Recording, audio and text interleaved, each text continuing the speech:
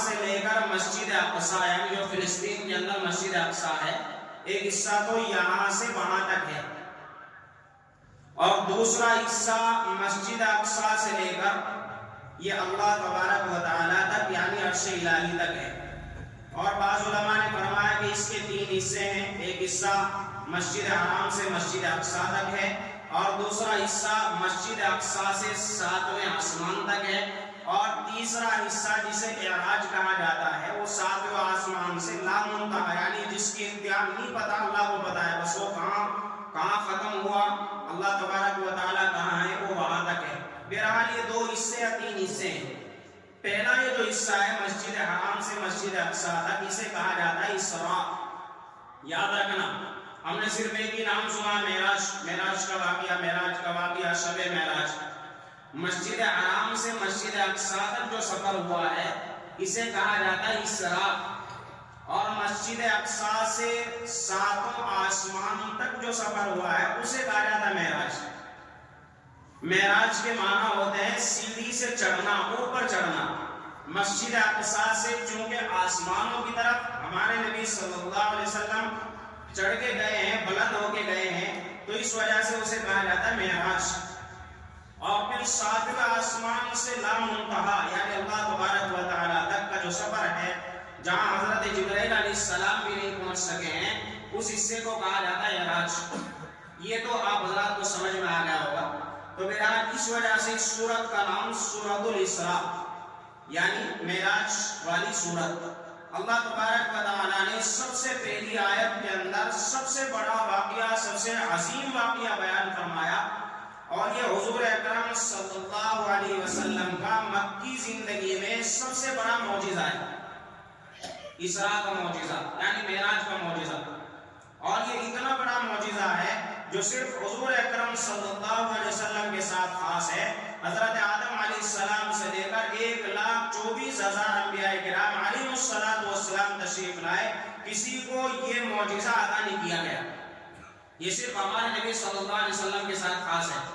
بہرحال واقعے کی شروعات اللہ تبارک و تعالیٰ کس طرح فرما رہے ہیں آپ سنیں۔ اللہ تبارک و تعالیٰ نے واقعے کی شروعات یہاں سے فرمائی ہے، سبحان الذی اسری۔ لفظ سبحان کہا جاتا ہے پاک ذات کو، اور اگر کوئی ذات ایسی ہے جو تمام عیب سے پاک ہے، جو ذات کسی کی محتاج نہیں ہے، وہ صرف اور صرف کس کی ذات ہے؟ اللہ تبارک و تعالیٰ کی ذات ہے۔ اللہ کے علاوہ جتنی بھی مخلوقات ہیں، چاہے وہ فرشتے ہوں، چاہے وہ انبیاء کرام علیہ السلام ہوں، اولیاء ہوں یا انسان ہوں، ہر ایک مخلوق اللہ تبارک و تعالیٰ کی محتاج ہے۔ ہر ایک مخلوق اللہ کی، انبیاء بھی اللہ کے محتاج، پیدائش میں بھی اللہ کے محتاج، موت میں اللہ کے محتاج، ہر ایک قدم قدم پہ انبیاء کرام بھی علیہ السلام بھی اللہ کے محتاج۔ اور ہم تو قدم قدم پہ محتاج ہیں، ایک سانس ہم نے لے لیا، دوسرا سانس لینے میں اللہ کے محتاج، ایک قدم اٹھایا دوسرا قدم اٹھانے میں اللہ کا محتاج۔ تو ساری کی ساری مخلوق جو ہے وہ اللہ کی محتاج ہے، اور ایک اللہ تبارک و تعالیٰ ہے جو کسی کے محتاج نہیں ہے۔ اللہ تمام چیزوں سے پاک ہے، تمام چیزوں سے اللہ تبارک و تعالیٰ پاک ہے، ہمیشہ سے ہمیشہ رہنے والے ہیں۔ تو سبحان جو بولا جاتا ہے وہ اللہ تبارک و تعالیٰ کے لیے بولا جاتا ہے، کیونکہ اللہ پاک ہے ہر ایک چیز سے، اللہ مسبب الاسباب ہے۔ یہاں جو اللہ نے سبحان بولا ہے یہ اللہ تبارک و تعالیٰ نے پہلے ہی یہ سمجھانے کے لیے بولا ہے، کیونکہ مکہ المکرمہ کے اندر کفار نے پہلے ہی ہمارے نبی صلی اللہ علیہ وسلم کے لیے طرح طرح کی باتیں آپ حضرات نے سن رکھا ہے 12 مرتبہ۔ کسی نے نعوذ باللہ دیوانہ کہا، مجنون کہا، کوئی شور مچایا کرتا، کوئی جادوگر کہا کرتا، کوئی کچھ کہا کرتا، یہ ساری باتیں ہوتی تھی۔ اب ایسے وقت میں معراج کا واقعہ ہو رہا ہے، اور پھر آگے اللہ کے نبی صلی اللہ علیہ وسلم بتائیں گے کہ معراج کا واقعہ ہوا اور کتنے دن میں ہوا، ایک رات کے ایک حصے میں ہوا ہے، تو کون مانے گا؟ کون مانے گا؟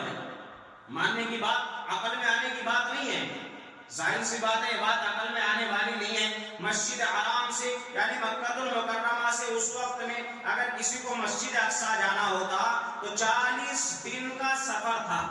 کتنے دن کا بھائی؟ 40 دن لگتے تھے مسجد اقصی جانے میں، یعنی فلسطین جانے میں. جاتے تھے قافلے اس وقت میں، جو مکہ سے قافلہ جاتا 40 دن میں جاتا اور پھر اس کے بعد میں 40 دن واپس، 80 دن یعنی آنے جانے کے لگا کرتے تھے. لگتے تو 6 مہینے، یعنی 40 دن اگر کنٹینیو چلتا آدمی تب جا کے 40 دن میں وہاں پہنچا کرتا تھا، پھر وہاں وہ رہتا. میرے حال اب 40 دن تو یہ ہوئے، اس کے بعد میں پھر مسجد اقصی سے جانا ہے کہاں؟ پھر آسمانوں پر جانا ہے، پہلا آسمان، دوسرا آسمان اور تیسرا آسمان. یہ کوئی عام بات ہے کیا بھائی؟ عقل میں آنے والی بات ہے کیا بھائی؟ نہیں ہے نا. ارے عقل میں آنے والی بات ہے کیا؟ نہیں ہے. ہر انسان کی عقل میں آنے والی بات نہیں ہے. مگر سب سے پہلے میں آپ کو بتا دوں، اللہ تبارک و تعالیٰ یہی فرما رہے ہیں، سبحان سے یہ فرما رہے ہیں، عقل میں آنے والی بات نہیں ہے. مگر اللہ تبارک و تعالیٰ فرما رہے ہیں میں وہ ہوں. تمہارے عقل میں تو یہ بھی آنے والا نہیں ہے. کوئی آدمی کہے کہ بھئی ماں کے بغیر باپ کے بغیر بچہ پیدا ہو گیا، یہاں ہم باہر گئے کوئی بچہ ملا، نہ ماں ہے نہ باپ. ایسا ہو سکتا ہے کیا؟ ہو سکتا ہے؟ نہیں ہو سکتا نا. بھئی ماں ہوگی باپ ہوگی دونوں ملیں گے بچہ پیدا ہوگا. ہماری تو عقل یہی کہتے ہیں نا. اللہ فرماتے ہیں میں وہ ہوں جس نے آدم علیہ السلام کو بغیر ماں کے بغیر باپ کے پیدا کر کے دکھایا کہ نہیں دکھایا بھئی؟ ہوا کہ نہیں ہوا؟ آدم علیہ السلام کی کوئی باپ ہے؟ نہیں ہے. ماں ہے؟ نہیں ہے.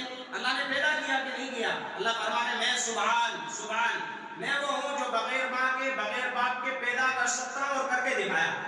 اب سمجھ میں آیا؟ اس کے بعد پھر اللہ فرماتا ہے میں وہ ہوں. کون؟ جس نے سلیمان علیہ السلام کو ایک تخت عطا فرمایا. سلیمان علیہ السلام کو اللہ تعالیٰ نے ایک مملکت عطا فرمائی تھی، بادشاہ بنایا تھا. ایسا بادشاہ جو آج تک نہ گزرا ہے نہ گزرے گا، ایسا بادشاہ اللہ نے بنایا. آج کل کے بادشاہ جو ہیں عام طور پر اگر کسی کو پردھان منتری بنا دیا جائے، 1 کروڑ 2 کروڑ کی گاڑی میں گھومے گا، 1 لاکھ کا سوٹ پہنے گا. ایسا ہی تو ہو سکتا ہے نا.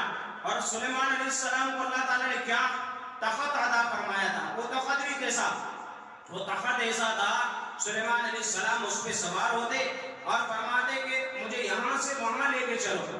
مہینوں کا سفر گھنٹوں میں طے کرا دیتا. جیسے آج کل یہ بات سمجھانے کے لیے کوئی ضرورت نہیں ہے، بڑی چیز لانے کی ضرورت نہیں ہے. بھائی آج یہ اتنا بڑا ہیلی کاپٹر، اتنی بڑی فلائٹ، یہ جہاز ہوا میں اڑ رہے ہیں، تو آخرکار یہ کہاں سے اڑ رہے ہیں؟ انسان نے اڑائے.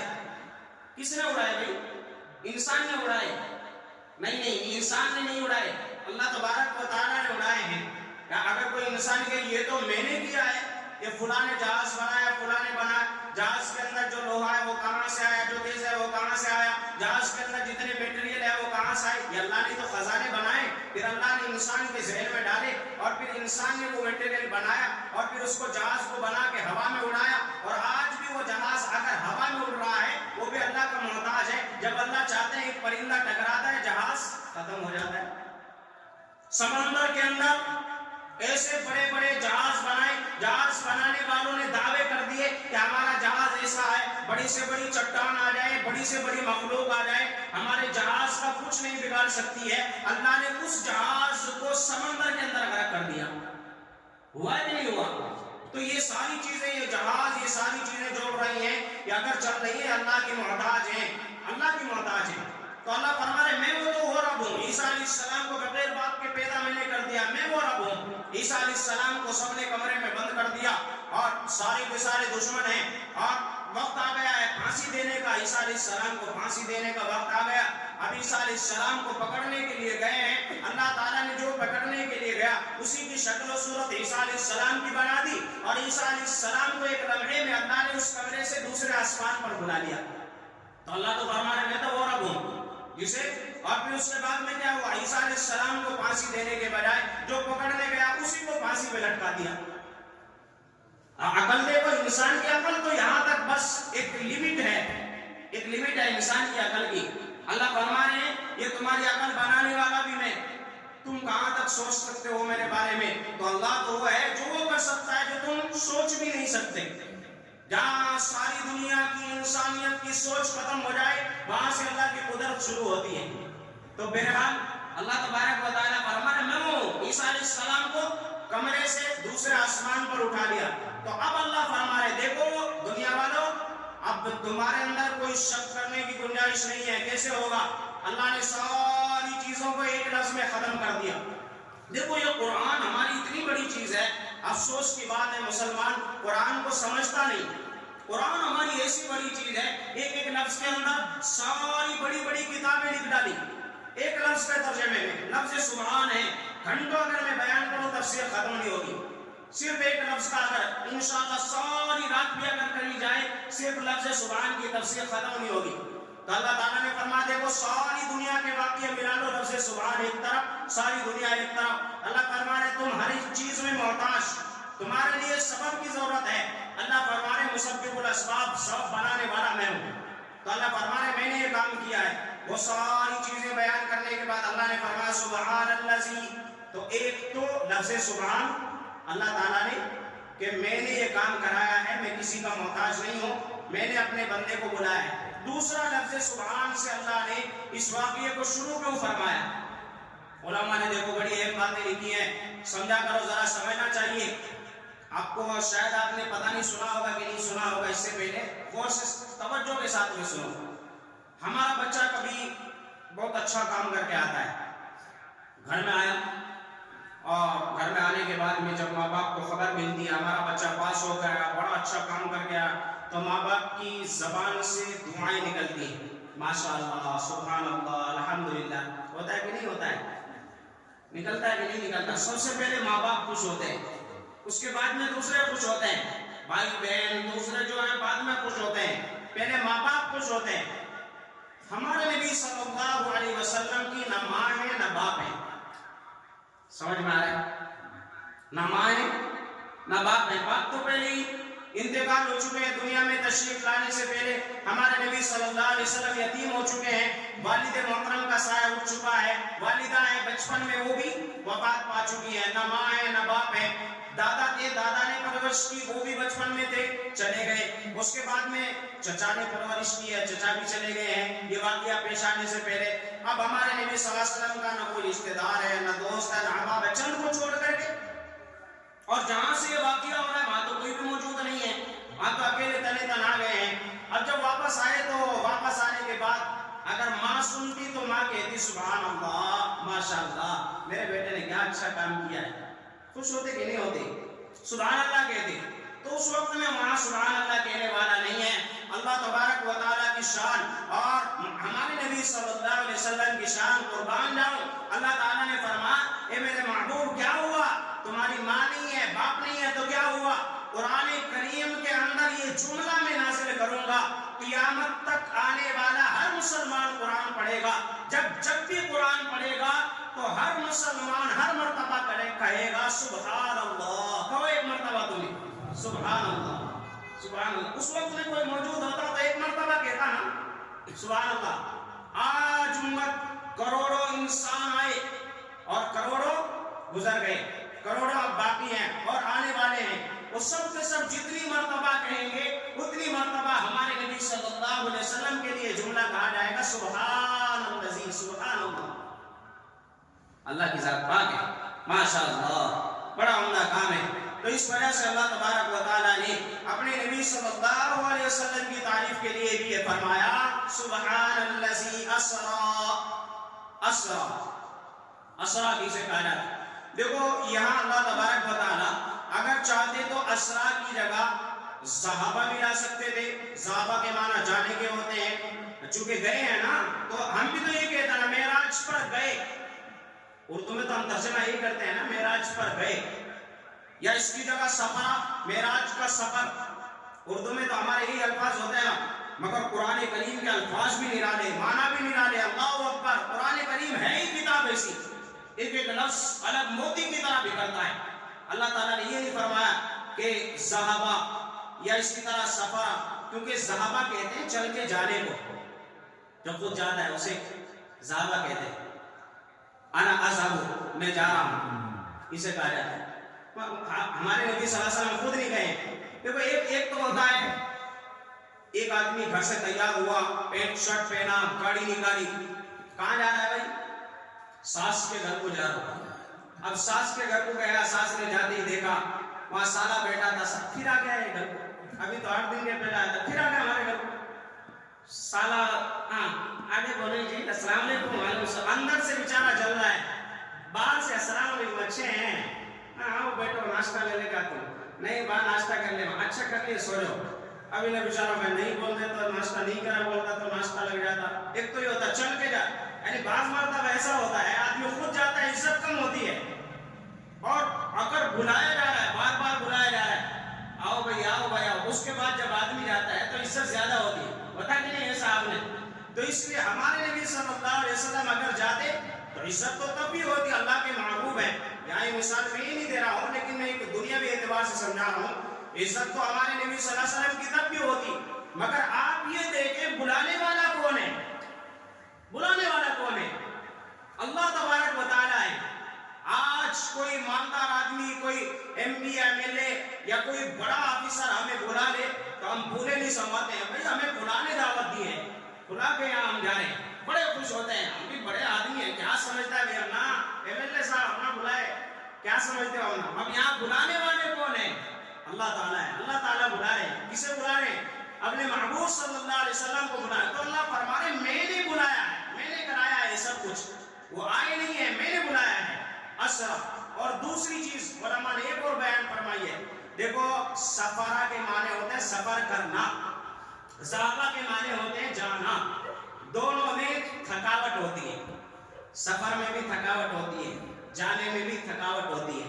इसकी मिसाल मैं आपको ये देता हूँ, जैसे मैं यूपी से यहाँ आया, अब कुछ दिनों के बाद मैं घर जाऊंगा, अब मुझे यहाँ से घर मिलने के लिए जाना है, तो असल तो मुझे घर मिलने के लिए जाना है माँ बाप के पास में, लेकिन ये जो दरमियान का सफर है मैं अपनी खुशी से नहीं करना चाहता। खुशी से कोई सफर करता है क्या? रास्ते में कितनी तकलीफें आती हैं, कितनी परेशानियां आती हैं, खाना वक्त पर नहीं मिलता है, नींद वक्त पर नहीं होती है, कभी बैठना नहीं होता, कभी उठना नहीं होता। सफर में मुश्किलें आती हैं कि नहीं आती हैं? तकलीफें आती हैं, मगर फिर भी मुझे न चाहते हुए भी सफर करना पड़ता है, मजबूरी में भी करना पड़ता है, क्योंकि मुझे वहां जाना है। तो एक तो होता है सफर, सफर में थकावट आती है, मुश्किलें आती हैं, परेशानियां आती हैं, और एक होता है टूर। आप हजरात करते हो ना टूर, उसे कहा जाता है उर्दू में सैर, तफरीह। टूर में कोई थकावट नहीं होती है। क्यों नहीं होती है? वो आप अपनी मर्जी से जा रहे हो भाई, अपनी खुशी से जा रहे हो। आप यहाँ से मुल्क जाओगे, मुल्क में रुकोगे, खाओगे पियोगे, फिर उसके बाद आगे जाओगे, जहां मर्जी में आएगा वहां रुकोगे, थक जाओगे तो रुक जाओगे। मगर सफर में ऐसे थोड़ी होता है, ट्रेन चलाने वाला कोई हमारा अब्बा थोड़ी होता है कि भाई हम थक गए हैं ट्रेन खड़ी करो, या होटल आ गया ट्रेन खड़ी करो, ऐसा थोड़ी होता है। सफर में थकावटें आती हैं, परेशानियां आती हैं, मुश्किलें आती हैं, मगर टूर में ऐसा नहीं होता। हम अपनी मर्जी से, अपनी खुशी के लिए, अपने मजे के लिए जाते हैं। तो अल्लाह ताला ने फरमाया मेरे महबूब सल्लल्लाहु अलैहि वसल्लम को मैंने सफर नहीं कराया ताकि महबूब थक ना जाए, परेशान ना हो जाए, तकलीफ में ना पड़ जाए, और मेरे महबूब गए नहीं है, बल्कि अल्लाह फरमा रहे हैं मैंने अपने महबूब को जैसे दुनिया वाले सैर के लिए जाते हैं, तफरीह के लिए जाते हैं, खुशी से मिलने के लिए जाते हैं, मैंने अपने महबूब को इस तरह खुशी से बुलाया है। तो देखो कुरान के जुमले में अल्लाह ताला क्या बेहतरीन अल्फाज से भी कोई थकावट हमारे नबी सल्लल्लाहु अलैहि वसल्लम को ना पहुंच जाए। हालांकि अल्फाज से कोई मतलब नहीं होता, लेकिन फिर भी कुरान की शान है। तो अल्लाह ताला ने फरमाया असरा बिअब्दी। अब ये बिअब्दी का लफ्ज जो आ रहा है ये बड़ा बेहतरीन लफ्ज आ रहा है। इसके जरिए से बहुत सारे लोगों के मुंह बंद हो जाते हैं, कोई कुछ कहता है, कोई कुछ कहता है। अब जैसे हजरत ईसा अलैहिस्सलाम, जब हजरत ईसा अलैहिस्सलाम पैदा हुए तो पैदा होने के बाद में, पैदा होने से पहले हजरत मरियम अलैहिस्सलाम चूंकि शादी नहीं हुई थी, बगैर बाप के अल्लाह ताला ने हजरत ईसा अलैहिस्सलाम को पैदा फरमाया। अल्लाह ताला ने बता भी दिया कि जब तुम जाओगे कौम के पास में तो कह देना मैंने रोजा रखा हुआ है, तुम बात मत करना, ईसा अलैहिस्सलाम बात करेंगे। तो ईसा अलैहिस्सलाम को जब लेकर के मरियम अलैहिस्सलाम गई तो लोगों ने तरह तरह की बातें कहना शुरू कर दिया, नाउज़ुबिल्लाह ये तो बच्चा ऐसा है वैसा है, इस तरह की बातें। और जब मरियम अलैहिस्सलाम ने इशारा किया ईसा अलैहिस्सलाम की तरफ, तो फिर उसके बाद ईसा अलैहिस्सलाम ने तकरीर फरमाया क़ाल इन्नी अब्दुल्लाह, मैं अल्लाह का बंदा हूं, आतानी किताब वजअलनी नबिय्या वजअलनी मुबारकन इन्नमा कुन्तु औसानी बिस्सलाति वज़्ज़काति मा दुमतु हय्या। ये बड़ी लंबी तकरीर फरमाई। अब देखो इंसान कितना बड़ा बेअक्ला है, बेवकूफ है, अहमक है। एक मिनट पहले अभी कह रहा था कि ये ईसा अलैहिस्सलाम नाउज़ुबिल्लाह ऐसे हैं, और एक मिनट के बाद जब ईसा अलैहिस्सलाम की तकरीर सुनी कहने लगा ये तो अल्लाह के बेटे हैं। यानी अभी तो کہاں سے ان کو کہاں پہنچا دیا، اور اب ادھر اللہ کے بیٹے بنا دیا، اور کسی نے تو اللہ کا شریک ہی بنا دیا۔ اور پھر جب عیسیٰ علیہ السلام زمین سے آسمانوں تک چلے گئے تو پھر کہنے لگے وہ تو خدا ہے، گاڈ فادر آج کہتے ہیں نا۔ تو دیکھو کہ انسان کتنا بڑا بے عقل ہے۔ تو اب اللہ تبارک و تعالیٰ نے قیامت تک آنے والے امت کو بتا دیا، دیکھو عیسیٰ علیہ السلام کے بارے میں عیسائیوں نے عقیدہ بنا لیا کہ عیسیٰ علیہ السلام گاڈ فادر ہیں، اور کوئی کہتا ہے عیسیٰ علیہ السلام اللہ کے بیٹے ہیں، مگر میرے محبوب صلی اللہ علیہ وسلم زمین سے پہلا آسمان دوسرا آسمان نہیں بلکہ ساتوں آسمانوں کو طے کر کے پار کر کے سدرۃ المنتہا، جنت، جہنم، صریف الاقلام، ساری چیزوں کو پار کر کے عرش الہی تک پہنچ رہے ہیں، مگر پھر بھی قیامت تک آنے والی امت خبردار، وہ چاہے جہاں تک بھی پہنچ جائیں مگر پھر بھی میرے بندے ہیں۔ کوئی انہیں نہ کہتے کہ وہ تو خدا کے شریک ہو گئے، خدا کے پاس میں گئے، کوئی نبی نہیں پہنچ سکا، ہمارے نبی پہنچ گئے تو نعوذ باللہ خدا کے شریک ہو گئے، نہیں۔ اللہ فرمائے پھر بھی میرے بندے ہیں، پھر بھی وہ میرے بندے ہیں۔ میں نے اپنے بندے، ہاں البتہ خاص بندے ہیں، ایک ہوتا عام، جیسے ہم بھی انسان ہیں، ہمارے نبی صلی اللہ علیہ وسلم بھی انسان ہیں، مگر فرق ہے وہ اعلیٰ درجے کے خاص بندے ہیں اللہ تبارک و تعالیٰ کے، اور ہم بندے ہیں۔ تو اللہ تعالیٰ نے یہ فرمایا بعبدہ، میں نے اپنے خاص بندے کو بلایا۔ تو ایک تو بعبدہ کا ایک، اور دوسرا علماء کرام نے ایک بڑا بہترین جواب دیا ہے۔ اللہ تعالیٰ نے، سوال یہاں یہ ہو سکتا تھا کہ اللہ تعالیٰ نے بعبدہ کی جگہ بنبیہ کیوں نہیں فرمایا؟ کیونکہ جب کسی کو بلاتے ہیں نا بیان کرنے کے لیے، تقریر کرنے کے لیے بلاتے ہیں جلسوں میں، آپ نے دیکھا ہو تو کیا کہتے ہیں؟ شیخ محترم، علامہ، فہامہ، فاضل، قاری، عالم، فلا فلا فلا فلا فلا، اتنے لمبے بول کے بعد میں نام لیتے ہیں۔ ایسا ہی تو ہے نا؟ ارے بھائی کم سے کم ہاں تو کر دو، ایسا ہی ہے نا بھائی؟ کوئی ایسی تھوڑی کہتا ہے بھائی محمد فلاں آ جاؤ تقریر کرو، نہیں، پہلے بڑا لمبے لمبے لمبے لقب لگائے جاتے ہیں، اس کے بعد میں بلایا جاتا ہے۔ اللہ تعالیٰ یہاں یہ بھی کہہ سکتے ہیں اسریٰ بنبیہ ورسولہ وحبیبہ وخلیلہ، ہاں اتنے سارے لقب اللہ لگا سکتے تھے۔ میں نے اپنے نبی کو، اپنے رسول کو، اپنے حبیب کو، اللہ کے حبیب ہے نا، اللہ نے لقب عطا فرمائے نا، حبیب بھی اللہ کی طرف سے عطا کیا ہوا لقب ہے۔ ہمارے نبی صلی اللہ علیہ وسلم کا، ہمارے نبی اللہ کے حبیب ہیں، اللہ کے نبی ہیں، اللہ کے رسول ہیں، اللہ کے خاص بندے ہیں، اللہ کے مقرب بندے ہیں، اللہ کے لاڈلے ہیں، اللہ کے محبوب ہیں، یہ سارے لقب اللہ نے دیے ہیں۔ تو یہ لقب اللہ لے سکتے تھے نا، سارے لقب کو ختم کر کے نہ نبی کا لفظ فرمایا، نہ رسول کا لفظ فرمایا، نہ حبیب کا لفظ فرمایا، بعبدہ فرمایا۔ کیوں فرمایا بھائی؟ بعبدہ کیوں فرمایا؟ یہ سارے لقب کیوں نہیں لیے؟ ارے سوال سمجھ میں آیا کہ نہیں آیا؟ تو اس کا جواب اب سن لو، سمجھ میں آ گیا تو سن لو، نہیں سمجھ میں آیا تو بھی سن لو۔ بعبدہ اس لیے فرمایا کیونکہ ہمارے ایک تو ہوتا ہے، دیکھو انسان بندہ ہوتا ہے، اور عبد کہا جاتا ہے بندگی کو، اللہ کی بندگی کرنے والا اسے عبد کہا جاتا ہے، اللہ کی عبادت کرنے والے کو اللہ کا بندہ کہا جاتا ہے۔ ایاک نعبد، یا اللہ ہم تیرے بندے تیری عبادت کرتے ہیں، تیری ہی عبادت کرتے ہیں۔ وإیاک نستعین، سورہ فاتحہ پڑھتے ہو کہ نہیں پڑھتے ہو بھائی؟ ایاک نعبد آتا ہے نا سورہ فاتحہ میں، تو فرمایا کہ دنیا میں سب سے بڑی چیز اگر کوئی ہے تو وہ ہے اللہ تعالیٰ کی بندگی۔ سمجھ میں آیا بھائی؟ سب سے بڑی اگر چیز ہے اللہ کی بندگی، اور دنیا میں اگر کسی انسان کا مقام اللہ تبارک و تعالیٰ کے یہاں طے ہوتا ہے تو وہ ہمارے مال، دولت، عزت، شہرت کی وجہ سے نہیں ہوتا، بلکہ ہماری عبادت، ہماری بندگی کی وجہ سے اللہ کے یہاں مقام طے ہوتا ہے۔ سمجھ میں آیا؟ دنیا میں ایک انسان، دنیا کا سب سے بڑا مالدار، او بھائی فرشتے آئے، یہ تو مالدار صاحب ہے بھائی، ان کے تو کروڑوں کا بنگلہ ہے، چلو ان کو ذرا استقبال کر کے لے کے چلو، ایسا تھوڑی ہے۔ یا دنیا کا کوئی M P M L A وہاں جائے گا، بھائی آسمان میں ان کا استقبال کرو، ایم ایل اے صاحب آ رہے ہیں، پردھان منتری آ رہے ہیں، یا بلا جگہ کے بادشاہ آ رہے ہیں، ایسا تھوڑی ہوگا، نہیں ہوتا نا۔ پھر کس وجہ سے ہوتا ہے؟ مقام۔ بلال حبشی رضی اللہ عنہ کوئی بادشاہ تھے، کوئی مالدار تھے؟ کچھ بھی نہیں تھے نا، ایک غلام تھے، غلام، مگر اللہ کے یہاں کتنا بڑا مقام کہ زمین کے اوپر چل رہے ہیں اور ان کے قدموں کی آہٹ جنت میں سنائی دے رہی ہے۔ تو اللہ کے یہاں مقام، مرتبہ، اعزاز، اکرام جو ہے وہ بندگی کی وجہ سے ہوتا ہے، عبادت کی وجہ سے ہوتا ہے۔ بندہ کر کیا رہا ہے؟ تو اب اللہ کے نبی صلی اللہ علیہ وسلم کی حدیث، اللہ کے نبی صلی اللہ علیہ وسلم نے فرمایا، دیکھو آپ نے ایک حدیث بار بار سنی ہوگی، اگر سنی ہوگی تو ہاں کرنا، نہیں سنی ہوگی تو مت کرنا۔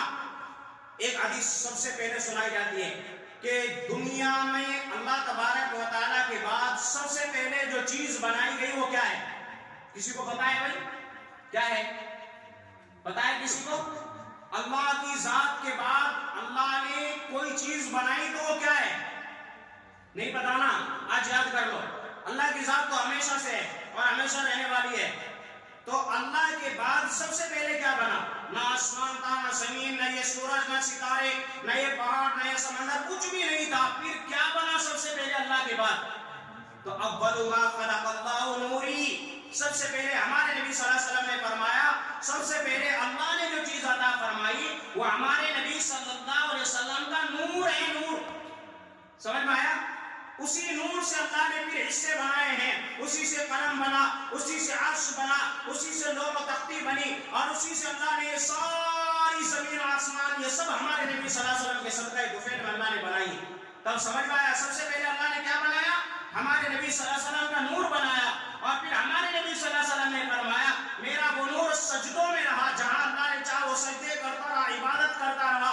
اس کے بعد میں اللہ تبارک و تعالیٰ نے اس نور کو منتقل فرمایا، جب تو آدم علیہ السلام کا وجود تک نہیں تھا، جب تو اللہ نے زمین کو نہیں بنایا تھا، آسمان کو نہیں بنایا تھا، جنت کو نہیں بنایا تھا، جہنم کو نہیں بنایا تھا، عرش کو نہیں بنایا تھا، ساری چیزیں کچھ بھی نہیں تھا، جب اللہ نے میرے نبی صلی اللہ علیہ وسلم کا نور بنا دیا تھا، اور اسی وقت سے وہ نور سجدے میں پڑا رہا، اللہ کا شکر ادا کرتا رہا، عبادت کرتا رہا، اور اس کے بعد میں اللہ نے 1,24,000 انبیاء کرام علیہ السلام کو بھیج دیا، وہ آئے اور چلے بھی گئے۔ اس کے بعد میں سب سے آخر میں اللہ نے ہمارے نبی صلی اللہ علیہ وسلم کو بھیجا، اب وہ نور ہمارے نبی صلی اللہ علیہ وسلم کے اندر منتقل ہوا۔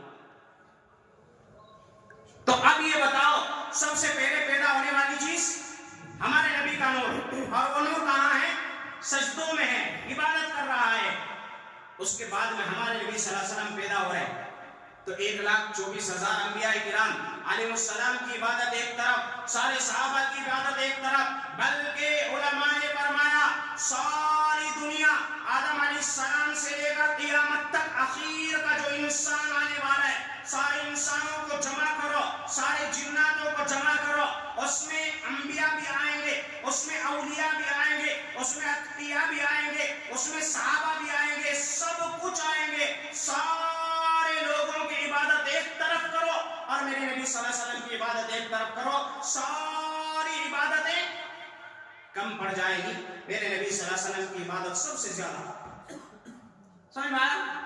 ہمارے نبی صلی اللہ علیہ وسلم نے خود فرمایا سب سے زیادہ اگر کوئی اللہ کی عبادت، اللہ کی تعریف، اللہ کی بندگی کرنے والا ہے تو وہ کون ہے؟ ہمارے نبی صلی اللہ علیہ وسلم۔ تو اس وجہ سے اللہ نے فرمایا جب ہمارے نبی صلی اللہ علیہ وسلم نے سب سے زیادہ عبادتیں کی، اللہ تعالیٰ نے اسی وجہ سے ہمارے نبی صلی اللہ علیہ وسلم کو مقام مرتبہ بھی عطا فرمایا جو اللہ نے کسی کو نہیں دیا۔ نبی تو اور بھی آئے، آدم علیہ السلام بھی آئے، ابراہیم علیہ السلام، نوح علیہ السلام، موسیٰ علیہ السلام، عیسیٰ علیہ السلام، بڑے بڑے جلیل القدر نبی ہیں، مگر وہ مقام جو اللہ نے ہمارے نبی صلی اللہ علیہ وسلم کو دیا ہے، جو رفعتیں، جو عزتیں، جو بلندیاں اللہ نے ہمارے نبی کو عطا فرمایا، کسی کو نہیں دیے ہیں۔ کس وجہ سے ملی ہیں؟ یہ معراج کا واقعہ جو ہوا، اتنی رفعتیں ملی کہ جنت بھی نیچے رہ گئی ہے اور سریق الاقلام نیچے رہ گئے ہیں، سدرۃ المنتہا نیچے رہ گئی ہے۔ جبرائیل نے بھی کہا ہے اگر خدا کی قسم اللہ کے رسول میں نے ایک قدم بنایا جل کے خاک ہو جاؤں گا، اس کے اوپر کس کا اگر سفر ہو رہا ہے تو ہمارے محبوب جناب محمد رسول اللہ صلی اللہ علیہ وسلم ہے۔ تو یہ مقام کیسے ملا؟ عبدیت کی وجہ سے، علماء نے فرمایا عبدیت کی وجہ سے ملا ہے۔ سب سے بڑی شان ہمارے نبی صلی اللہ علیہ وسلم کی ہماری شان عبدیت ہے، ہمارے نبی صلی اللہ علیہ وسلم کی سب سے بڑی شان عبدیت ہے۔ تو اس وجہ سے اللہ تعالیٰ نے فرمایا بعبدی، ایک لفظ کا ترجمہ اتنا بڑا، آپ سوچ رہے ہوں گے آیت ابھی اتنی لمبی پڑی ہے کہ بھائی میں مختصر کر رہا ہوں، بس انشاءاللہ ختم کر رہا ہوں۔ آگے فرمایا لیلا، ایک ہوتا ہے عربی میں اللیل یا فی اللیل بھی اللہ فرما سکتے ہیں، رات میں نے سفر کرایا۔ تو ایک تو یہ بات لکھی ہے کہ بھئی دیکھو رات میں ہی اللہ نے سفر کیوں کرایا، دن میں کیوں نہیں کرایا؟ ہوتا ہے نا بڑے جو انٹیلیجنٹ ہوتے ہیں اور اس طرح کے سوالات کرتے ہیں، رات میں کیوں ہوا بھائی، دن میں کیوں نہیں ہوا؟ دیکھو ایک بات میں آپ کو بتا دوں،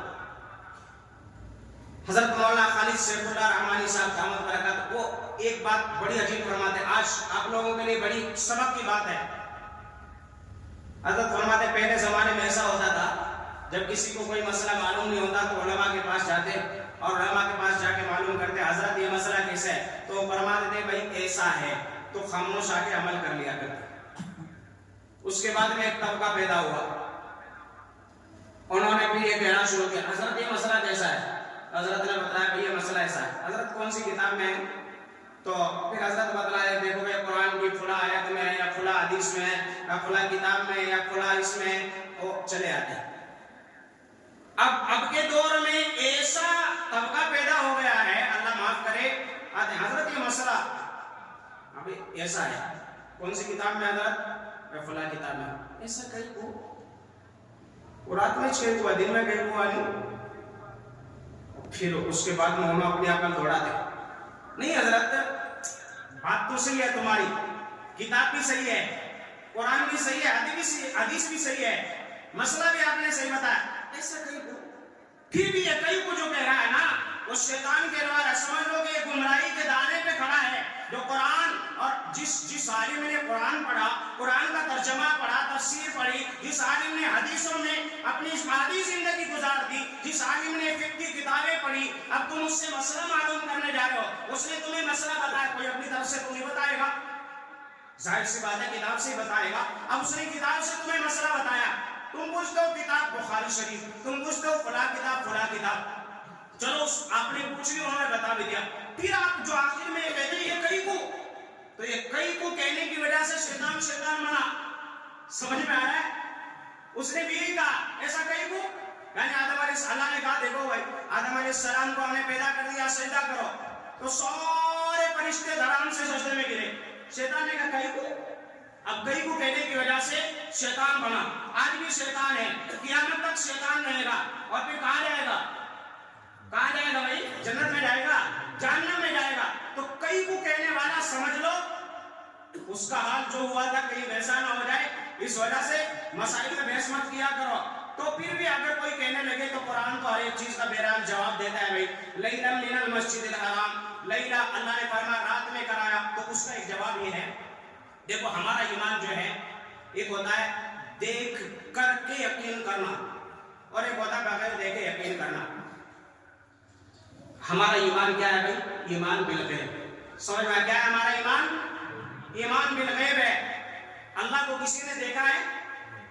اتنا بڑا مجمع بیٹا اللہ کسی نے دیکھا ہے؟ نہیں دیکھا نا، ہم نے سنا اللہ ایک ہے تو ہم نے یقین کر لیا کہ ہے کہ نہیں۔ ہم نے نبی صلی اللہ علیہ وسلم کو دیکھا ہے؟ نہیں دیکھا، مگر ہم تک حدیثیں پہنچی، قرآن پہنچا، تو ہمارا یقین ہے ہمارے نبی صلی اللہ علیہ وسلم آئے تھے اور حضور صلی اللہ علیہ وسلم کا چہرے مبارک کیسا تھا، یہ ساری چیزیں ہمارے سامنے، ہم نے یقین کر لیا کہ نہیں کر لیا۔ تو ایک تو جواب اس کا یہ ہے کہ اللہ تعالیٰ نے چاہے رات میں کراتے چاہے دن میں کراتے، اس وقت ابو جہل پھر بھی نہیں مانتا، دن میں بھی دیکھ لیتا پھر بھی نہیں مانتا، مان لیتا کیا بھائی؟ نہیں مانتا، کیوں؟ اس کی بھی بات کو مثال دیتا ہوں۔ ابو جہل ایک مرتبہ آیا، محمد چاند نکلا ہوا ہے، نکلا ہوا ہے کہ اچھا تم نبی ہو؟ کہ ہاں اللہ نے مجھے نبی بنایا ہے، کہ اگر میں آپ سے کچھ بات پوچھوں تو آپ اس کا جواب دیں؟ کہ ہاں بھائی میں جواب دوں گا، کہ ایک کام کہتا ہوں کر کے دکھاؤ، آپ بتاؤ کیا؟ کہ یہ چاند نکلا ہوا دو ٹکڑے کر دو، چاند نکلا ہوا دو ٹکڑے کر دو، کوئی آسان بات ہے کیا بھائی؟ گاجر مولی کاٹنے کی بات ہے کیا کہ بھائی چاقو لاؤ اور کر دو؟ اللہ اکبر، چاند کہاں ہے؟ ایک صرف یہاں سے چاند پر جانے میں کتنے کروڑوں کا خرچہ ہو رہا ہے، اور نبی صلی اللہ علیہ وسلم مکہ المکرمہ ہیں، ابو جہل آیا ہے، ہمارے نبی صلی اللہ علیہ وسلم نے خاموشی اختیار کی ہے، اللہ کی طرف سے جواب آیا، محمد گھبرانے کی بات نہیں ہے، ابو جہل آیا ہے، انگلی سے اشارہ کرنا تمہارا کام ہے، میری شان کی قسم، میرے جلال کی قسم، چاند کے دو ٹکڑے کر کے ابو جہل کو لاجواب کرنا وہ میرا کام ہے، اشارہ کر دو بس۔ اور ہمارے نبی صلی اللہ علیہ وسلم نے اشارہ کیا، اللہ کی قسم سارے کفار نے دیکھا اور سب لوگوں نے دیکھا، دوسرے ملک کے رہنے والوں نے بھی دیکھا، ایک چاند کا ٹکڑا یہاں سے ادھر گیا، ایک ادھر گیا، ایسا نہیں کہ صرف ہم نے کبھی دیکھا ہے، بچہ بچپن میں کھیل رہا ہوتا ہے، चांद के दरमियान कौन की बुड्ढी बैठी रहे, कहते हैं कि नहीं, बचपन में हम भी बोलते थे कौन की बुड्ढी बैठ के वो चरखा कातरी कहते हैं, वो ऐसा नहीं हुआ था, ऐसा नहीं हुआ था। अल्लाह की कसम, एक टुकड़ा इधर चला गया था मशरिक में, एक टुकड़ा मगरिब में चला गया था, अलग अलग हो गए थे दोनों टुकड़े। और ऐसा नहीं कि एक सेकंड के लिए, एक लम्हे के लिए, जब तक सबको यकीन नहीं हो गया, जब तक दोनों टुकड़े अलग अलग रहे। अब तो सबने आंखों से देख लिया था ना, अब तो ईमान लाना था कि नहीं लाना था, खुद कहा था उन्होंने, ऐसा करके दिखा दो ईमान लाऊंगा, फिर उन्होंने कहा ये तो जादू कर दिया, ये तो नाउज़ुबिल्लाह। तो इस वजह से चाहे वो रात में हो जाता, चाहे दिन में हो जाता, जिन्होंने माना अल्लाह ने उनको सिद्दीक़ अकबर बना दिया, और जिन्होंने नहीं माना अल्लाह ने उनको अबू जहल बना दिया। तो ये है असल बात। और दूसरी बात उलमा ने फरमाया, दूसरी बात क्या है, अल्लाह के अंदर देखो दो बातें बता रहा हूं, निकलती तो बहुत सारी हैं, आप हजरत कहेंगे हजरत निकालते ही जा रही बातें। दूसरा, अल्लाह तबारक व तआला ने हिकमत रात के अंदर ये रखी है, आमतौर पर रात में जब सारी दुनिया सो जाती है और उस वक्त की तन्हाई बड़ी तन्हाई होती है, कभी कभी जब माँ और बेटे में लड़ाई होती है, बीवी और शौहर की तो मैं मिसाल नहीं दूंगा, माँ और बेटे की मिसाल में दूंगा, और दिन में सब आते हैं जाते हैं, फिर माँ कभी रात में उठती है और बेटे के पास में जाती है और फिर आराम से बैठ कर उसे समझाती है, तो अलग ही मौका होता है, अलग ही मंजर होता है, रात का मंजर होता है कि नहीं होता। तो बहरहाल वो तन्हाई और वो प्यार और मोहब्बतें जो रात में है वो किसी वक्त में नहीं होती हैं। और खास तौर पर अल्लाह ताला को अपने बंदे का रात में उठना और फिर अल्लाह के सामने बैठना और वो दुआएं मांगना इतना पसंद आता है जो अल्लाह को किसी भी वक्त में नहीं आता है, नहीं आता।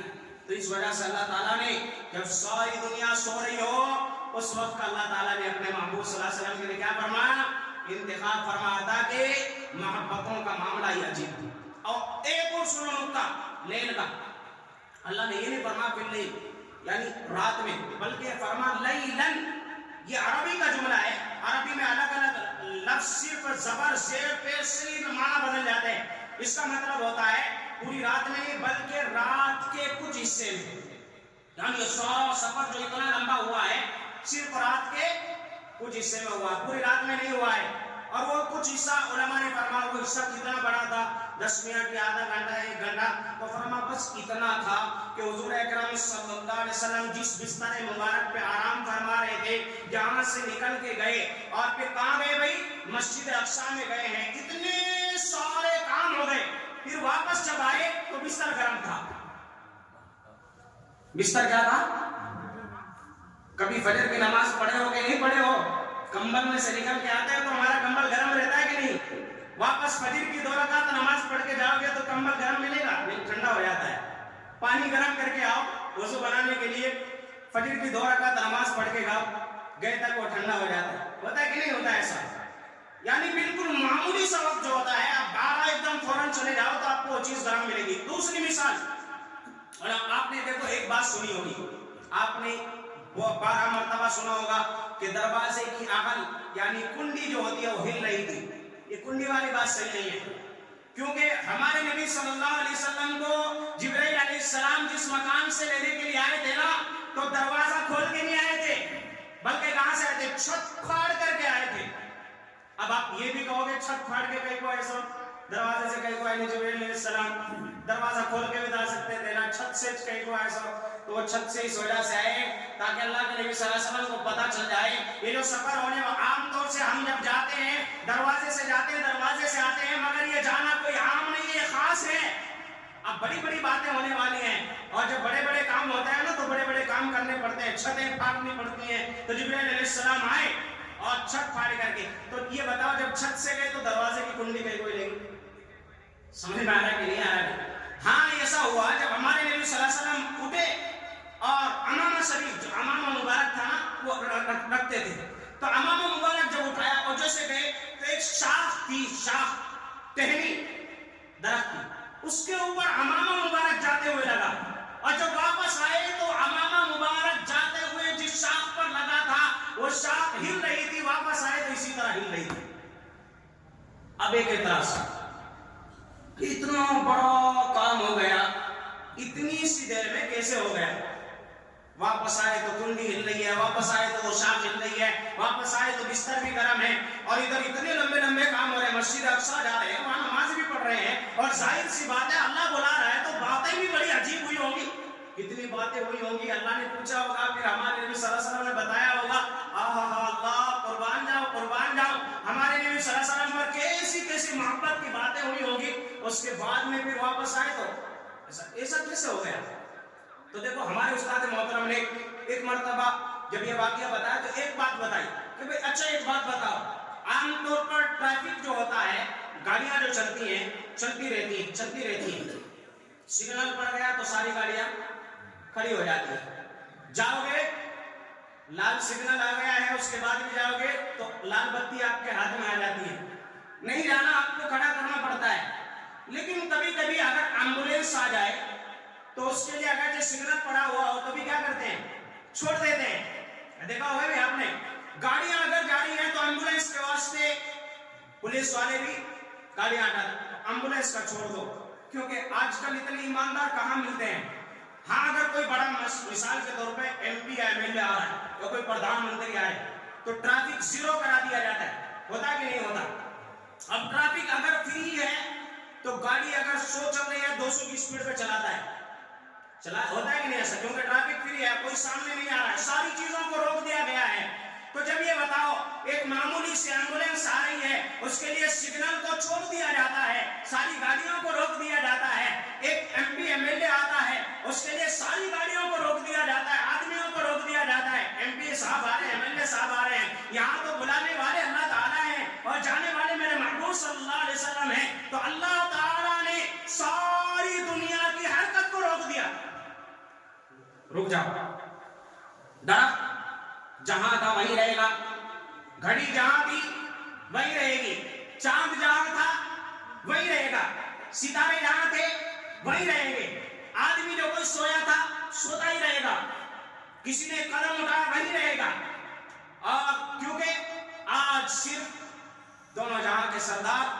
محمد رسول اللہ صلی اللہ علیہ وسلم چلیں گے، آج صرف ان کا سفر ہوگا، کسی کے مجال نہیں ہے اگر کوئی ایک قدم بھی آگے بڑھا ہے، تو علماء نے فرمایا اللہ نے ساری چیزوں کو روک دیا تھا، وقت کو بھی اللہ نے روک دیا تھا، ایسا نہیں ہے کہ صرف یہ بغیر وقت ایسا ہو گیا 10 منٹ میں، جب اللہ نے وقت کو روک دیا، اب یہ پتہ نہیں یہ مجلس مہینوں چلی کہ سال چلی یا کتنا وقت چلا، اللہ ہی بہتر جانتا ہے، جب واپس آئے اللہ نے پھر کہا گھڑی کو چل جا، تو گھڑی 12 بج رہے تھے تو 12 بجے سے ہی شروع ہوئی، کوئی سویا تھا تو وہیں سونا، وہاں سے اس کی نیند شروع ہوئی، تو یہ ہوا اصل میں معاملہ، سمجھ میں آیا؟ اب سمجھ میں آیا آپ کو معراج کا واقعہ اتنے سے وقت میں کیسا ہو گیا؟ اللہ نے فرمایا ہم نے کرایا بھائی، ہم چلانے والے، سورج کو چلانے والے کون؟ اللہ، ہماری سانسوں کو چلانے والے کون؟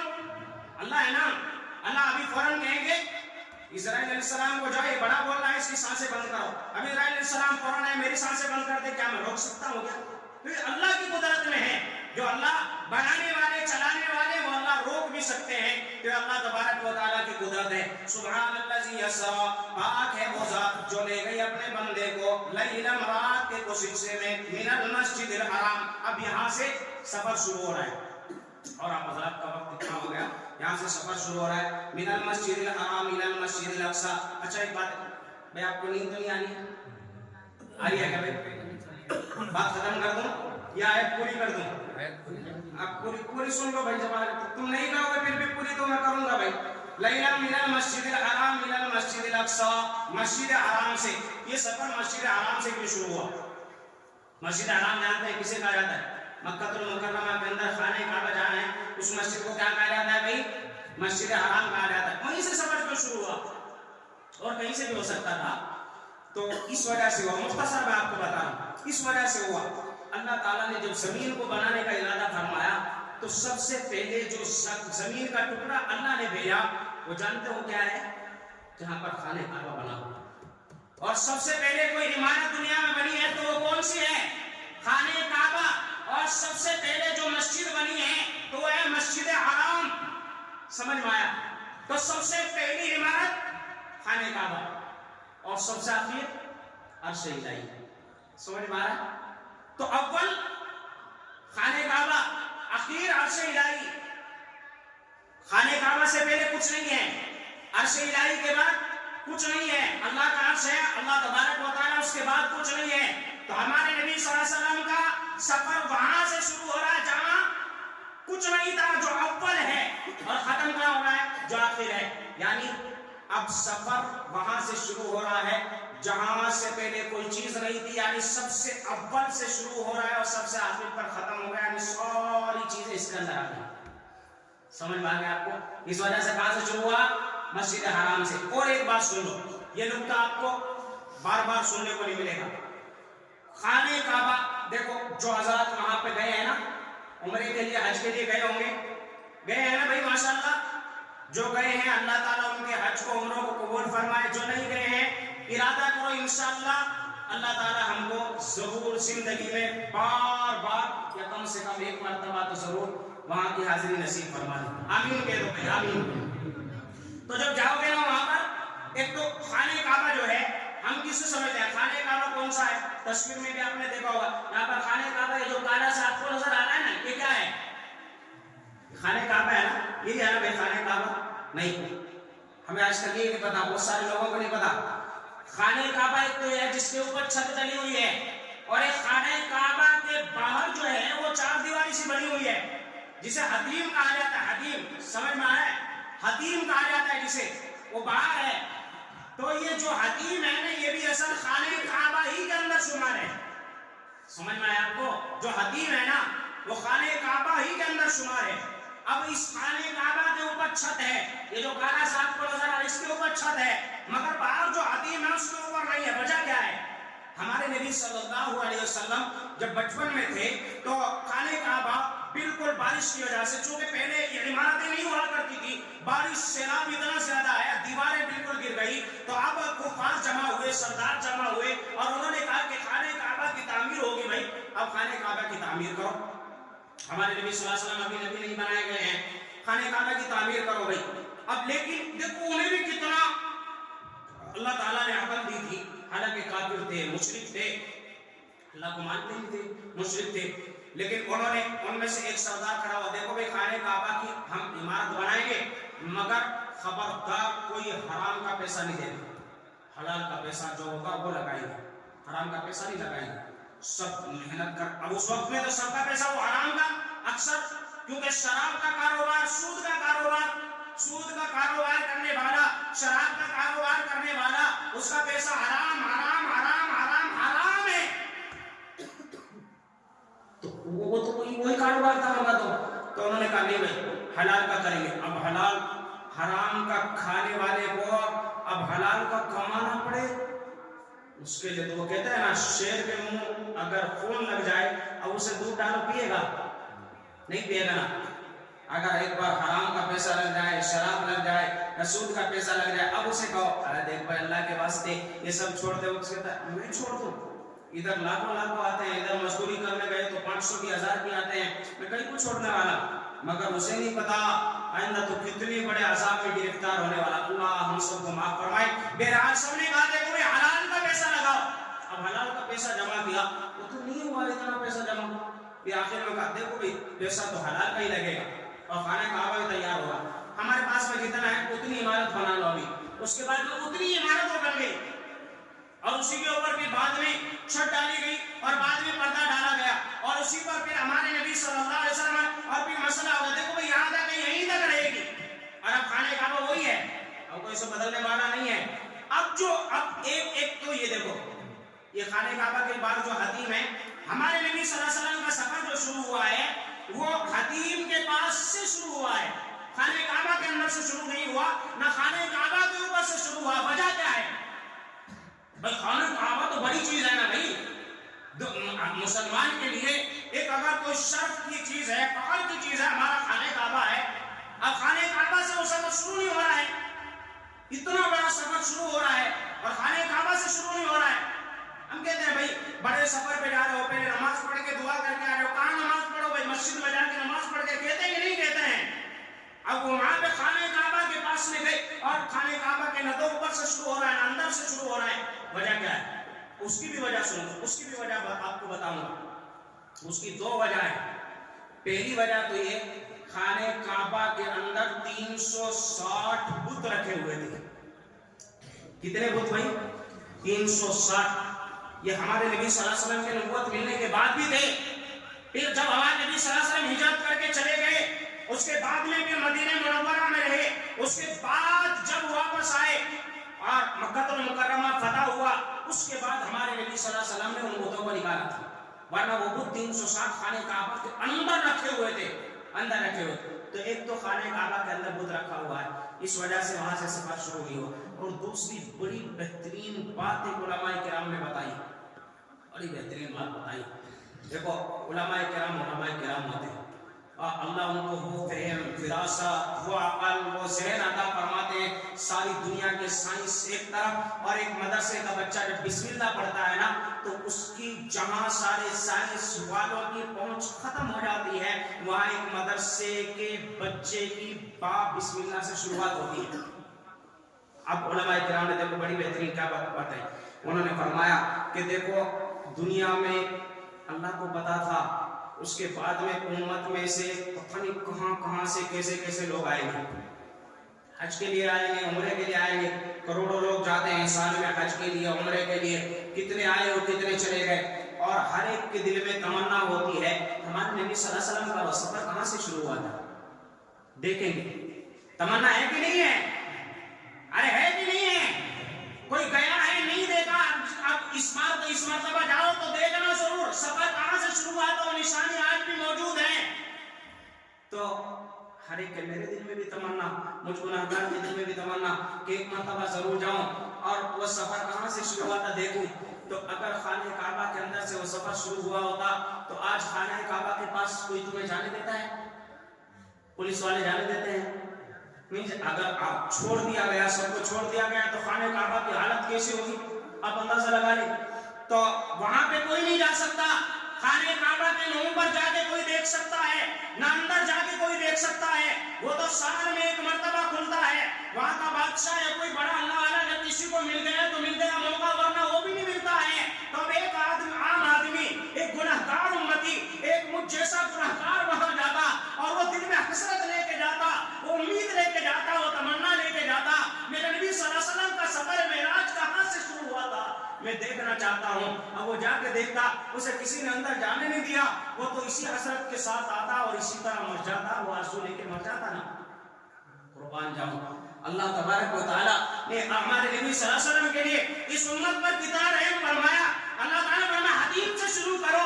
ہر گناہگار آئے گا، ہر غریب بھی آئے گا، مالدار بھی آئے گا، اور وہ دیکھنا چاہے گا تو حدیم کو دیکھ لے گا. میرے نبی کا سفر یہاں سے شروع ہوا، ہر آدمی دیکھ لے گا کہ کیسی اللہ تعالیٰ نے اس امت پر کرم نوازی فرمائی ہے. تو تاکہ ہر امتی جو جانا چاہتا ہے، جس کے دل میں تمنا ہے، وہ بھی دیکھنا چاہتا ہے تو دیکھ لے. اس کے لیے تمہیں بادشاہ ہونا، مالدار ہونا، بڑا ہونا ضروری نہیں ہے. آپ جاؤ، دل سے تمنا کرو، دعا کرو، اللہ تمہیں قبول کرے گا. انشاءاللہ جاؤ گے تو دیکھ لینا. تو اس لیے اللہ تعالیٰ نے وہ حدیم سے سفر شروع کرایا، مسجد حرام سے. اس کے بعد میں بڑی لمبی چیزیں ہوئی. یہ مسجد حرام سے سفر شروع ہو رہا ہے اور اس کے درمیان میں 5 اسٹاپ آ رہے ہیں. الى المسجد الاقصی، مسجد اقصی تک گئے ہیں. مسجد اقصی فلسطین میں جو مسجد اقصی ہے، مسجد اقصی ہی کیوں لے جایا گیا؟ یہ بھی تو سوال ہوتا ہے نا بھئی. سوال تو یہ بھی ہوتا ہے مسجد حرام سے پہلے مسجد اقصی کہیں کو ڈائریکٹلی تو اللہ تبارک و تعالیٰ کا واسطہ تو سیدھا تھا نا، سیدھا جا سکتے تھے. کیونکہ خانہ کعبہ جہاں پر ہے نا، خانہ کعبہ کے سیدھا بالکل بیت المعمور ہے. یعنی یہ ہمارا خانہ کعبہ اور وہ بیت المعمور فرشتوں کا خانہ کعبہ، اور پھر وہیں سے اوپر سیدھا اللہ کا عرش ہے. اور سیدھا دنیا کا جو سینٹر ہے وہ بھی خانہ کعبہ سے شروع ہوتا ہے. تو بہرحال سیدھا وہاں سے جب سیدھا راستہ تھا تو خانہ کعبہ سے پہلے مسجد اقصی 40 دن کا سفر، اتنا لمبا سفر کہیں کو کرایا گیا. اس کا جواب یہ ہے کہ مسجد اقصی جو ہے انبیاء کرام علیہ السلام، اللہ نے خود فرمایا الذی بارکنا حولہ، ہم نے اس کے ارد گرد کو برکت والا بنایا ہے. خانہ کعبہ کے ارد گرد کو اللہ نے کیا بنایا ہے؟ برکت والا بنایا ہے. اور کیسے برکت والا بنایا؟ اس کی 2 وجہ علماء نے بتائی ہیں. ایک تو وہاں پر زیتون ہوتا ہے. زیتون یہ اللہ کی بہت بڑی نعمت ہے. والتین والزيتون. اللہ نے فرمایا یہ اللہ کی نعمت ہے. قرآن میں اللہ نے جس چیز کو بیان فرما دیا وہ بڑی چیز ہے, نعمت کی چیز ہے. اور پھر اللہ نے وہاں پر نہر, فراوانی, سرسبز و شاداب علاقہ ملک شام کا بنایا. تو ایک تو یہ, اور دوسرے اکثر انبیاء کرام علیہ السلام کا مسکن ملک شام فلسطین رہا ہے. اکثر انبیاء کرام بڑے بڑے, ابراہیم علیہ السلام پیدا کئی اور ہو رہے ہیں, ہجرت فرما کے ملک شام جا رہے ہیں, اسماعیل علیہ السلام جا رہے ہیں, داؤد علیہ السلام کا مسکن رہا, اور سلیمان علیہ السلام نے جو اپنی مملکت چلائی, ہیکل سلیمانی جس پر آج یہود لگ رہا ہے, یہ ہیکل یہ ہمارا ہے, سلیمان علیہ السلام ہمارے تھے, یہ ہیکل ہمارا ہے. تو آج وہ ہیکل وہیں پر موجود ہے مسجد اقصی کے اندر, آج اسی کے اوپر ساری لڑائی ہے, اسی کے اوپر لڑائی ہے ساری. وقت نہیں ہے ورنہ میں آپ کو بتاتا لڑائی کیا ہے, کیوں ہے, وقت نہیں ہے. بہرحال وہاں پر, اور بعض علماء نے فرمایا تقریباً 10,000 انبیاء کرام علیہ السلام کی قبریں وہاں پر موجود ہیں, اس سے زیادہ بھی ہو سکتی ہیں, یہ تو آپ کو موٹی موٹی ایک میں گنتی بتا رہا ہوں. تو اس وجہ سے بڑے بڑے انبیاء کا مسکن رہا ہے. اللہ تعالیٰ نے پہلے مسجد اقصی میں حضور اکرم صلی اللہ علیہ وسلم کو پہنچایا, اور پہنچانے کے وقت میں کیسا ہے, بس یہ یہاں تک میں اپنا واقعہ یہ ختم کر رہا ہوں, اس کے بعد میں انشاءاللہ دعا ہو جائے گی. الذی بارکنا حولہ, جس کے ارد گرد کو ہم نے برکت والا بنایا ہے. مسجد اقصی میں جب پہنچے ہیں تو سارے انبیاء کرام علیہ السلام وہاں پر جمع ہیں, اور ان کی امامت کس نے فرمائی ہے, ہمارے نبی صلی اللہ علیہ وسلم نے فرمائی ہے. یہ ہمارے نبی کو شرف ملا کہ امام کہاں ہوتا ہے, آگے ہوتا ہے, اور مقتدی کہاں ہوتے ہیں, پیچھے ہوتے ہیں. کوئی مقتدی آگے بڑھ گیا, امام پیچھے ہو گیا, سمجھ لو کہ اس کا کام ختم. ارے بھائی مقتدی کب آگے بڑھتا ہے, جنازہ جب ہوتا ہے تو آگے رکھا جاتا ہے نا, پیچھے کون ہوتا ہے, امام ہوتا ہے. تو زندہ رہنا ہے تو مقتدی ہمیشہ پیچھے رہتا ہے, امام کے پیچھے رہو, آگے مت بڑھو. آگے بڑھو گے تو سمجھ لو پھر کہیں امام صاحب تمہاری نماز نہ پڑھا دے. تو بہرحال امام کا مقام سب سے اعلیٰ, یہ نبی کی وراثت ہے, واقعتاً یہ نبی کی وراثت, یہ کوئی عام چیز نہیں ہے. یہ نبی, یہ اس وراثت پر نبی کھڑے ہوئے, اور پھر نبی نے یہ وراثت, اس امت کا سب سے اعلیٰ درجے کا امتی کون ہے, کون ہے بھائی, حضرت ابو بکر صدیق رضی اللہ تعالیٰ عنہ. سب تھے وہاں پر, اچھے اچھی آواز والے بھی تھے, اچھے کپڑے پہننے والے بھی تھے, مگر ہمارے نبی صلی اللہ علیہ وسلم جب آخری وقت میں بیمار ہوئے تو ابو بکر صدیق رضی اللہ عنہ کو امام بنائے. تو پتا چلا کہ یہ جو وراثت ملی ہے یہ بڑوں کو ملتی ہے. اللہ نے جنہیں چن لیا ان کو یہ اللہ نے اپنے نبی کی وراثت عطا فرمائی ہے. تو اس لیے امام کا مقام بڑا, مقتدیوں کا مقام چھوٹا. آدم علیہ السلام سے لے کر 1,24,000 انبیاء کرام علیہ السلام جو آئے تھے, سب سفید بلند کر کے پیچھے مقتدی بنے کھڑے, اور امام کون بنا ہے, ہم سب کے نبی, امام الانبیاء, شہنشاہ وقار, تاجدار مدینہ, سرکار دو جہاں جناب محمد رسول اللہ صلی اللہ علیہ وسلم. تو اللہ تعالیٰ نے اس لیے مسجد اقصی میں بھیجا. اور دوسری وجہ یہ بھی بتائی, آج جو یہود اور یہ جو سب دعوے کرتے ہیں, اللہ نے بتا دیا مسجد حرام بھی ہماری, ہمارے نبی کی تو ہماری, اور مسجد اقصی میں بھی ہمارے نبی نے امامت کر لی, تو بھی ہمارے نبی کی. سارے نبیوں نے, آج کہتا ہوں کہ ہم تو موسیٰ علیہ السلام کو ماننے والے, سلیمان علیہ السلام کو ماننے والے, سلیمان علیہ السلام ہمارے نبی کو ماننے والے, جو ہمارے نبی کو مانے گا وہ ہمارا, جو ہمارے نبی کو نہیں مانتا وہ کسی کا نہیں. تو کافر ہے, کافر ہے, کافر ہے. مسجد اقصی ہمارے نبی کی, اور ہم اپنے نبی کے امتی. تو مسجد اقصی بھی ہماری, مسجد حرام بھی ہماری, ساری مسجدیں ہماری. جو مسلمان ہے ساری مسجدیں اس کی, اور جو مسلمان نہیں ہے, اسرائیل میں جو یہودی ہے, اس کو مسجد کے اوپر اس کا کوئی حق نہیں ہے. تو بہرحال اس وجہ سے اللہ تعالیٰ نے مسجد حرام سے مسجد اقصی کا سفر کرایا, اور پھر اس کے بعد اللہ نے فرمایا لِنُرِيَهُ مِنْ آیَاتِنَا, اس وجہ سے ہم نے ایسا کام کرایا تاکہ اپنے محبوب